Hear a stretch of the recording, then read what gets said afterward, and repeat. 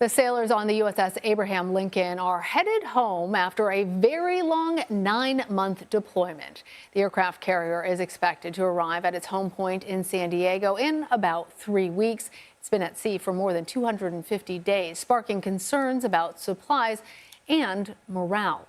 According to U.S. Central Command, the USS George Washington arrived in the Middle East on Wednesday to relieve the crew. CBS News senior national security correspondent Charlie D'Agata has more. So everyone wants to know when the Abraham Lincoln carrier will be coming home. We can report it is on the way home to its port in San Diego, and it's been headed in that direction since last Saturday. That's when Central Command's Admiral Brad Cooper made a surprise visit and wished the sailors and Marines on board fair winds and following seas. So from that point on, for all intents and purposes, combat operations had ended. It's been relieved by the USS George Washington aircraft carrier.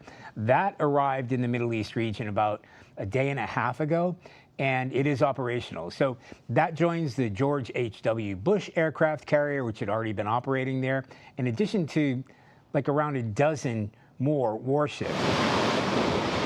As for the Lincoln, it's still a long way from home. The Navy won't give away exactly where it is for obvious operational security reasons, but even with fair winds and following seas and at full speed, it's going to take a good 2 to 3 weeks before it's back home, and that is if it doesn't make any port stops. Now, the Lincoln came under scrutiny after family members expressed concern that those service members on board were suffering from physical and mental exhaustion after multiple extended deployments, a grueling 9 months at sea without even a port call for long months, in the middle of an active combat zone. So the acting Secretary of the Navy tried to allay those concerns, saying in a statement, a small number of mental health cases were treated with no loss of life.